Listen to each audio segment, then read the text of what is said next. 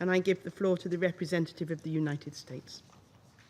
Thank you, Madam President, and thank you to my friends with the French delegation for allowing me to speak as I have to leave early. Thank you to the briefers for updating the Council on Elections Planning in the Democratic Republic of Congo. In particular, thank you, Madam President, for calling this very important and timely meeting, because we are, in fact, running out of time. Today, the DRC is 118 days away from Election Day. That's less than 4 months for the government to finish organizing free, fair, and credible elections. Fortunately, we have already reached an important milestone. President Kabila did not register as a presidential candidate before the deadline, guaranteeing that he cannot legally stand for re-election or legitimately serve as president past January 2019. The United States welcomes reports of President Kabila's intent not to seek a third term. This is an important step towards a peaceful transition of power. History will look favorably on President Kabila's decision if it culminates in free, fair, and credible elections that translate into a lasting democracy for the Congolese people, a legacy that we hope he earns in the coming months. While we recognize progress, we cannot deny the red flags and unanswered questions that remain. With less than 4 months to go, how will CENI transport elections materials to more than 90,000 polling places? Will there be enough voting machines, or will authorities extend voting by days or even weeks? Can the authorities recharge voting machines with only a 12-hour battery life? Have election organizers widely tested the machines? Will voters, many of whom have never used a touchscreen, know how to use them? Are organizers preparing paper ballots as a backup if the electronic voting machines fail? These questions raise problems, but there are solutions. The Congolese authorities should permit MONUSCO to provide logistics and transportation support. MONUSCO has already the available assets that the mission is ready and willing to deploy. The Congolese authorities should also let voters use paper ballots. This is a trusted, tested, transparent, and easy-to-use voting method. The DRC can and should use the same operations that it successfully implemented in 2006 and in 2011, including with support from the United Nations. Paper ballots were good enough to get President Kabila elected, and they should be good enough as a fail-safe to elect his successor.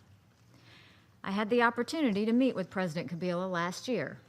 If he were here today, I would tell him that it is admirable that the DRC government wants to self-finance and self-support its elections. But is it doable? Is it realistic? Is it even necessary? It does not insult the DRC's sovereignty for CENI to accept logistical support from MONUSCO. Instead, the DRC is wasting precious resources to buy capabilities that are already available to them. Meanwhile, my government and others are devoting tens of millions of dollars in life-saving humanitarian assistance for their country. It is troubling that President Kabila and the CENI refused the assistance. We respect the DRC as a sovereign member state of the United Nations, but it can't help but raise suspicion when the Congolese government refuses the assistance that would help make free, fair, and credible elections a reality, but continue to take the humanitarian assistance that so many of us continue to give them. Other red flags add to our suspicion. We are deeply concerned about the CENI's decision on August 24th to disqualify some opposition presidential candidates for what appear to be political reasons. This is not how an electoral process or any independent electoral commission should function. We also praise those candidates who feel they have been unjustly disqualified for using the appeals process that was open to them. By abiding by the rules of the domestic process, opposition and civil society organizations further reinforce just how much independence DRC's National Independent Electoral Commission has lost during Mr. Nanga's tenure. The National Assembly president also continues to deny the wish of an opposition party to replace its Senate candidate in violation of the December 2016 St. Sylvester Agreement. The Minister of Justice continues to detain dozens of opposition members and civil society activists, again in violation of the St. Sylvester Agreement. There must be a political space for candidates to campaign, citizens to assemble, and opposition members to speak freely without fear. There can be no violence, intimidation, harassment, or silencing of the opposition. Political parties must be able to compete on a level playing field. We will never know the will of the Congolese people without an environment conducive to elections. We have 118 days. These problems are fixable.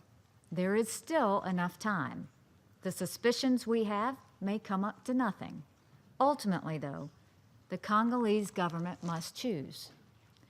The hopes for self-determination of more than 80 million Congolese citizens are riding on the decisions that President Kabila and the Senate will make in days and weeks ahead. Now is the time for choosing. We ask them to choose support for MONUSCO, choose free, fair, and credible elections on December 23rd, choose a peaceful transition of power in January 2019, and by doing so, choose a better future for generations of Congolese to come. Thank you. I thank the representative of the United States for her statement.